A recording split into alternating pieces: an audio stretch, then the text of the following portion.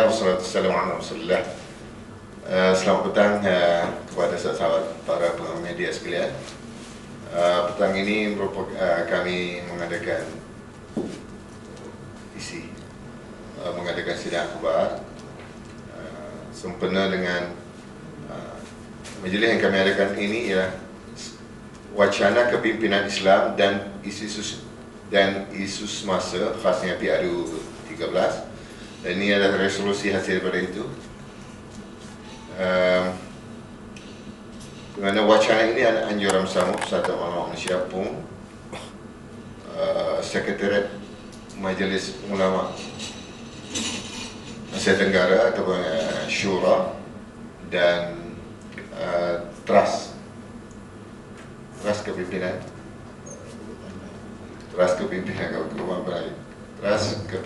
Keupayaan Melayu, Trust, yang dihadiri petang ini Syura oleh pengurusi sendiri Ustaz Abdul Syamsuddin, dan Presiden Trust merangkap Setiausaha Agung MAPIM. Ringkasnya saya bacakan, nanti insyaAllah kami akan edarkan nanti. Rakyat disarang pilih kepimpinan untuk tubuh kerajaan yang adil. Satu, tanggungjawab mengundi dan amalan demokrasi. Kami berpendirian bahawa tanggungjawab mengundi adalah proses umat mengguna ruang demokrasi yang diamalkan sekarang, dan ia perlu ditunaikan untuk memastikan kepentingan umat khususnya dan rakyat amnya. Amalan pilihan raya perlu dimanfaatkan untuk menubuhkan sebuah kerajaan yang adil dan bertanggungjawab. Kami menyanggah pendapat yang mengatakan bahawa penglibatan umat Islam dalam proses demokrasi adalah bercanggah dengan Islam, sedangkan para ulama kontemporari dari Majma' Fuqaha Ad-Dawli ataupun pertubuhan ahli fiqh seluruh dunia yang dipimpin oleh Al-Allamah Syekh Yusuf Qaradawi memutuskan bahawa umat Islam hendaklah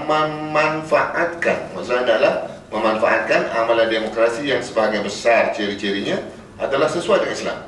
Asas-asas demokrasi seperti memelihara hak-hak perbezaan pendapat dan bersuara, menjaga hak-hak asasi rakyat, dan menubuhkan parti-parti politik sehingga terlaksananya proses pilihan raya umum. Ciri-ciri ini dilihat sebagai hampir dengan konsep syura yang mengutamakan al-haq dan penerimaan oleh jumhur sebagaimana yang dituntut oleh Islam. Hubungan antara al-haq dengan penerimaan jumhur adalah sangat sinonim di dalam Islam.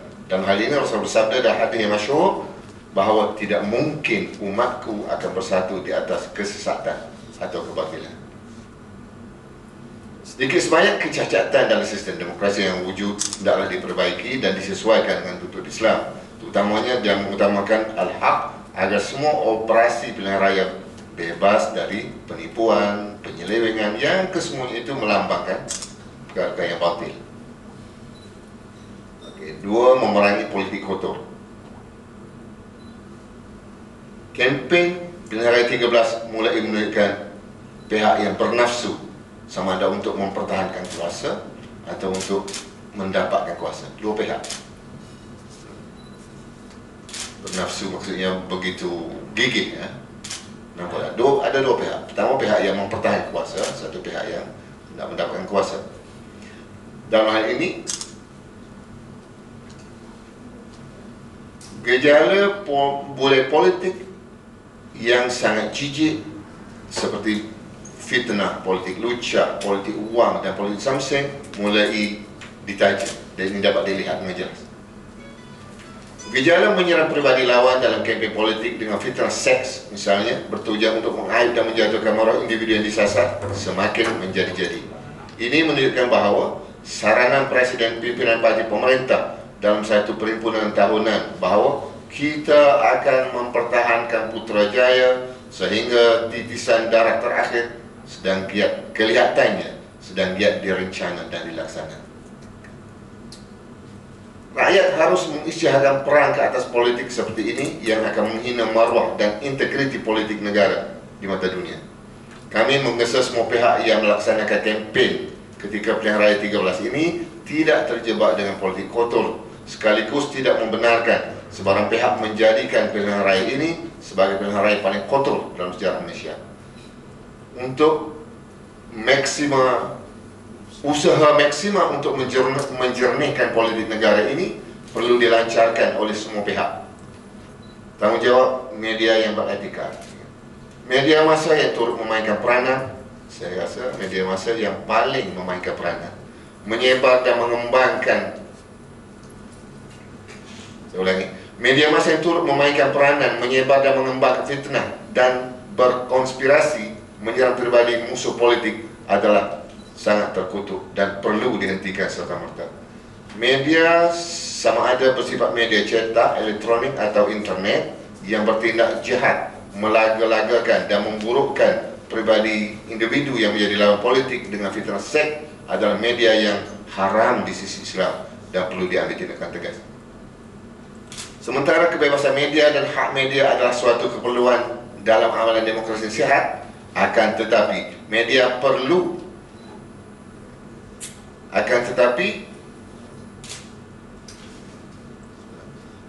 media perlu mengamalkan etika kewartawanan dan jurnalisme yang beradab, beretika dan profesional. Kewartawanan dan jurnalisme media murahan yang mengotorkan pilihan raya dengan bahan fitnah, putar belik dan manipulasi berita adalah terkutuk dan hendaklah dibenteras sehingga akar umbinya. Tindakan secara undang-undang dan boikot awam hendaklah dilancarkan terhadap media yang berkenaan. Pribadi, pemilik dan mereka yang bersekongkol dengan media tersebut perlu didedahkan sehingga rakyat tahu siapa mereka. Kami mengingatkan kepada pihak yang menjadi dalang dan penaja kepada fitnah melalui media massa akan berhadapan dengan pertanggungjawaban mutlak daripada Allah Ta'ala akhirnya. Hak rakyat mengubah kerajaan. Kami menyarankan rakyat perlu melakukan perubahan politik yang berani demi memastikan 7 negara mewujudkan rakyat yang bertanggungjawab dan negara yang bermarwah dapat direalisasikan. Rakyat tidak boleh diugut dengan kacau bilau jika mereka memilih mana-mana parti politik sebagai alternatif, jika jelas gabungan itu mampu menampilkan calon yang benar-benar berwibawa, beriltizam dan jujur di dalam memperjuangkan nasib rakyat dan memelihara marwah negara. Politik sebagai satu amanah untuk memelihara agama dan menguruskan ehwal dunia berdasarkan agama hendaklah menjadi panduan ketika pengundi melaksanakan tanggungjawab memilih calon yang layak. Di Adil 13 ini adalah genting untuk membawa perubahan krusial dengan izin untuk membawa perubahan-perubahan besar kepada masa depan negara kerana kepincangan selama lebih daripada setengah abad merdeka semakin mengakar dan kekal dalam gaya pemerintahan sedia ada. Kepimpinan yang mengkhianati amanah rakyat sehingga ini perlu ditukar melalui peti undi dalam pilihan raya 13. Maksudnya kepimpinan yang jika dilihat oleh rakyat, jika dilihat oleh rakyat sebagai telah mengkhianati amanah rakyat, perlu ditukar melalui peti undi dalam pilihan raya 13 ini. Yang seterusnya, SPR dan semua agensi bertanggungjawab menjamin pilihan raya yang bersih dan adil. Kami berpendirian SPR memikul amanah besar untuk menjamin PRU 13 berjalan dengan bersih dan adil. Respon SPR tidak mengakui adanya kepincangan dalam daftar pengundi, wujudnya akta pilihan raya yang tidak demokratik, dan menyekat pihak parti politik untuk mencabar kesahihan daftar pengundi akan menghakiskan integriti pilihan raya itu sendiri. Agensi awam yang lain seperti agensi keselamatan dan memastikan ia tidak diperalatkan untuk kempen politik pihak-pihak tertentu hendaklah dipelihara secara profesional.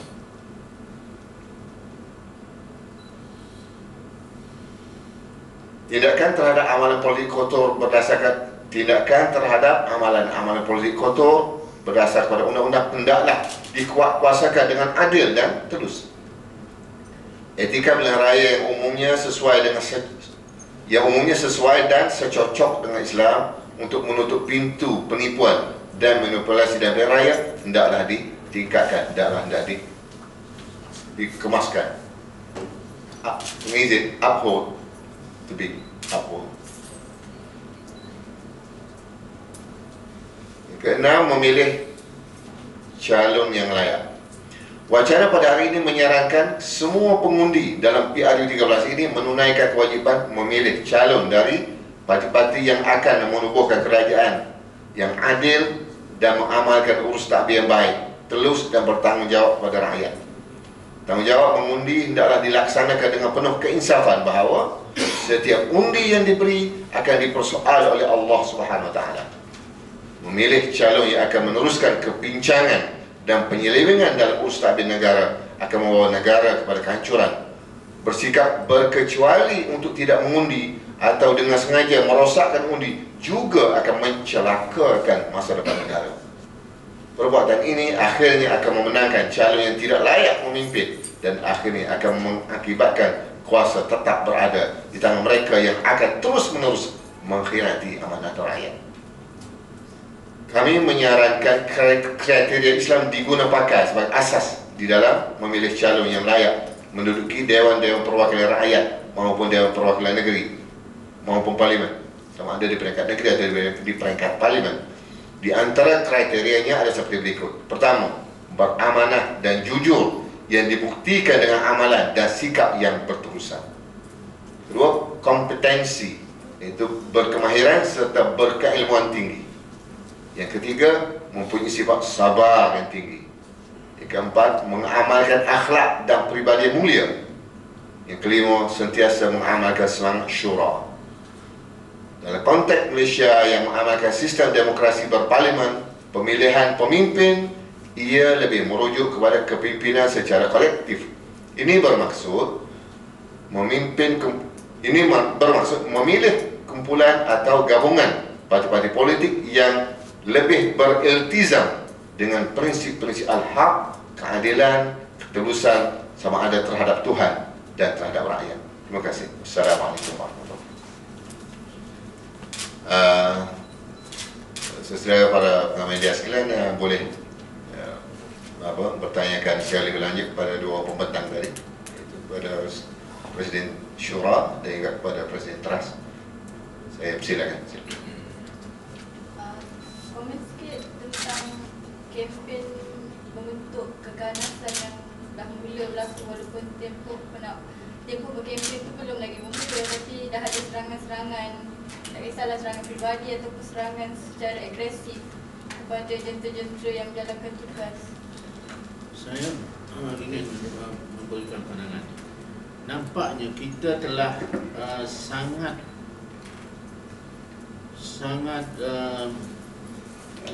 membiarkan budaya intimidasi. Intimidasi ini artinya kita membiarkan orang membuat provokasi.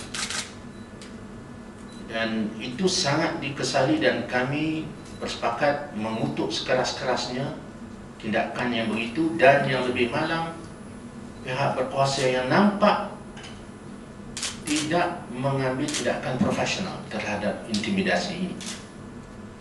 Dan dalam keadaan tegang, ketika kempen semakin intensif, sudah pasti intimidasi akan menjadi apa yang saya boleh sebut sebagai time bomb ataupun bom jangka.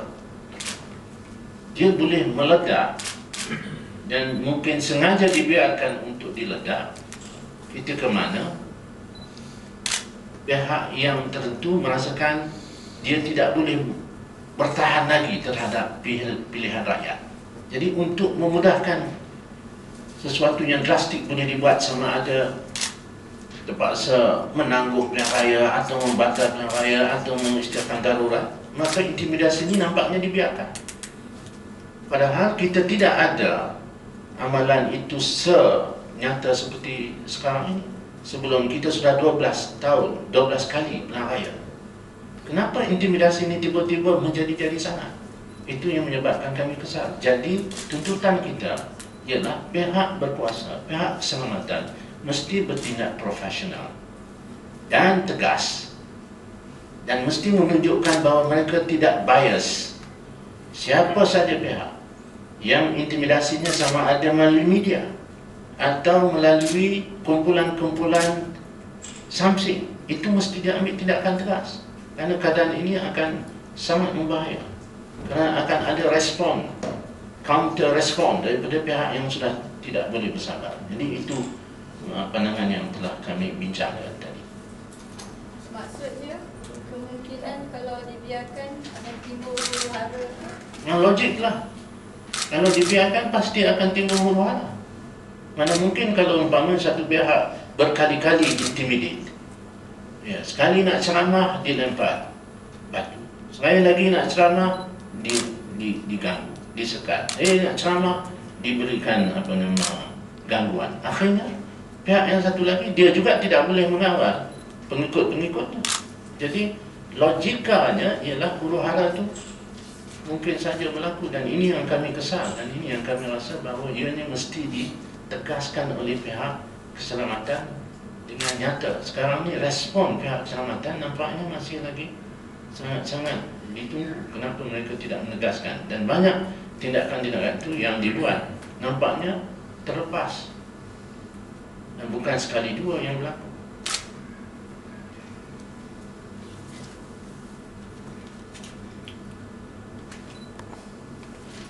Kalau ada yang lain penjelasan, ada dua ahli panel.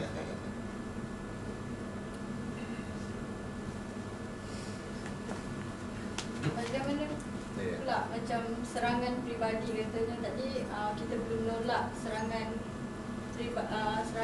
unsur lucah dan sebagainya kan. Bukankah kalau kita nak pilih pemimpin tu kita perlu lihat juga latar belakang integriti dia sendiri? Ya, saya cuba respon terhadap penyanyi. Di mana yang kita tahu bahawa adalah menjadi kewajipan setiap umat Islam dan setiap warga negara Malaysia untuk memastikan bahawa proses demokrasi di mana rakyat mempunyai kebebasan untuk membuat peralihan kuasa ataupun memilih pemimpin yang pada pandangan mereka lebih sesuai dengan era masa ini, di mana rakyat inginkan sesuatu yang berubah, suatu perubahan, suatu reformasi, suatu pengembalian kepada kejernihan. Jadi dalam keadaan seperti ini kita semua harus bersama untuk memastikan bahawa proses demokrasi yang menuju kepada pembaharuan kepimpinan, menuju kepada orang-orang yang beramanah memimpin negara ini harus berlaku tanpa ada gugatan atau usaha-usaha untuk menghalang kejayaannya melalui penciptaan intimidasi ataupun sesuatu yang sengaja dilakarkan supaya tidak membawa kepada penyelesaian demokrasi. Dalam arti kata dilakukan tindakan kekerasan, mengekang dan memastikan kepimpinan akan berterusan dengan alasan intimidasi dan juga kekecohan ataupun pergaduhan dan sebagainya sengaja dibiarkan untuk menjadi alasan menumpaskan hasil daripada pilihan raya.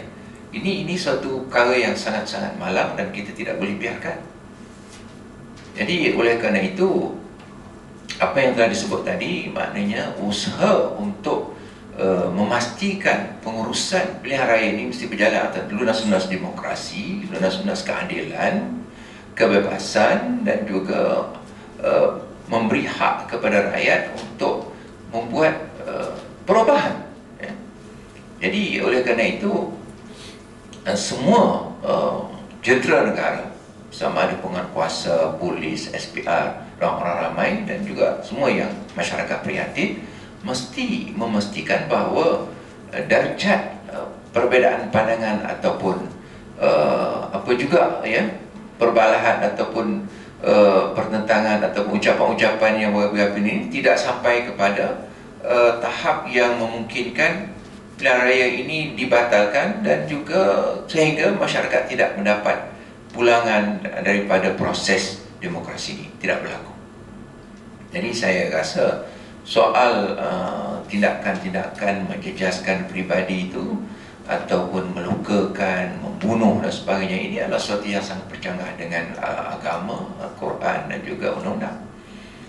Dalam Al-Quran jelas ya menegaskan wa yaqtul mu'minan muta'ammidan fajaza'uhu jahannam khalidan fiha. Barang siapa yang bunuh orang sengaja, orang mukmin ataupun manusia yang sengaja, maka dia akan kekal, balasannya dia akan kekal dalam neraka jahanam. Dan Tuhan akan siapkan baginya siksa yang sangat pedih, dan Tuhan akan kutuk dia, dan Tuhan siapkan dia siksa yang sangat dahsyat. Jadi saudara sekalian, ini adalah perkara yang perlu dikembangkan dalam masyarakat, iaitu suatu pencerdasan, pencelikan umat,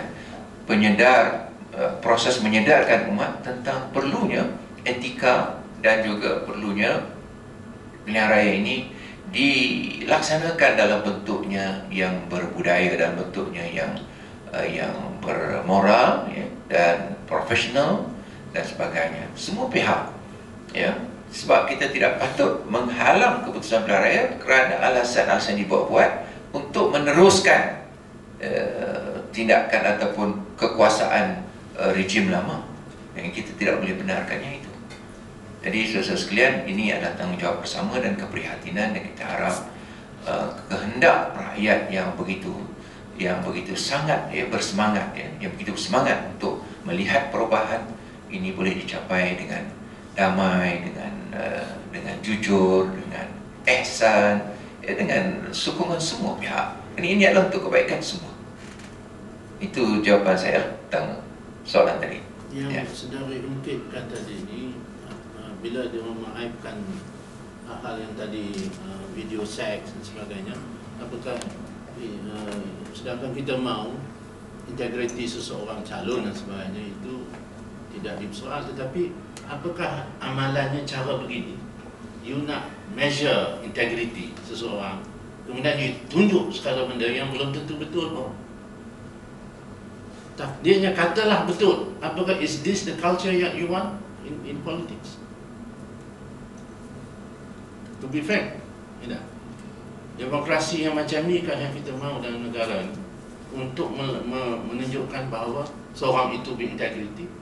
Kalau begitu, apakah kalau kita biarkan dilondehkan semua calon ni dilondehkan, daripada dia bercerai dengan isteri dia sampai anak dia pun ada masalah moral, apakah kita nak budaya yang macam tu? Jadi bukan integriti, bukan maksud begitu. Maksudnya ialah kita kalau nak mempamerkan calon, atau kita nak mengenengahkan seorang calon, yang kita harus lakukan ialah integriti dari segi bagaimana dia itu dapat mengenengahkan ideanya, dapat mengenengahkan wawasannya. Tetapi kalau sudah ternyata dia itu terlibat dengan crime, dengan jenayah, sudah terjelas, telah dibicarakan, telah difailkan dan telah dibuktikan, itu lain. Itu rakyat harus fikirkan sendiri. Tapi nampak sekarang ni, nampak gayanya tidak. Dia panggil selective selective and manipulated assassination, yang sangat mengerikan dan memalukan. Saya kira demokrasi yang macam ini, ataupun yang dipanggil kempen yang macam ini, sangat memalukan kita. Ini bukan saja mengaibkan seorang, ini mengaibkan satu negara. Kalau pilihan raya kita jadi macam ni. Kalau boleh saya tambah lagi tentang pengaiban ini. Ini memang terdapat ayat Al-Quran, ialah surah An-Nur, innal ladzina yuhibbuna an tashi'a al-fahishatu fil ladzina amanu lahum 'adzabun alimun fid dunya wal akhirah. Orang-orang yang mahu menyebarluaskan atau tersebar luasnya kejahatan di kalangan orang yang beriman ini, mereka akan mendapat siksa yang sangat pedih. Jadi dan dilaknat oleh Allah SWT. Jadi saudara-saudara sekalian, ini sangat-sangat perlu dikembangkan, disebar luas supaya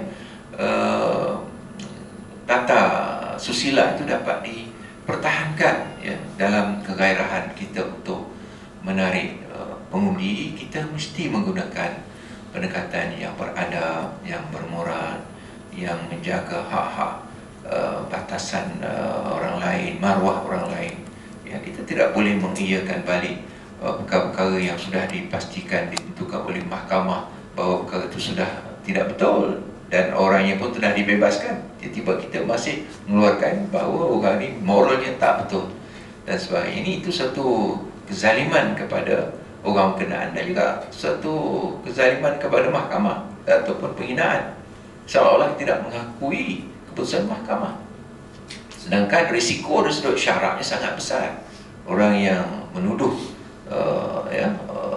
seseorang dengan tuduhan yang kazaf dan sebagainya, ini dia akan kehilangan martabat dari segi syarak. Syarak tidak akan menerima syahadahnya dan tidak boleh jadi wali untuk mengahwinkan anak dan sebagainya. Ini sangat-sangat besar kesannya. Tapi kita tidak boleh mengambil perkara seperti ini dengan mudah. Ambil mudah perkara seperti ini. Itu tambahan. Sekian. Boleh secara ringkas nak jawab soalan selainnya.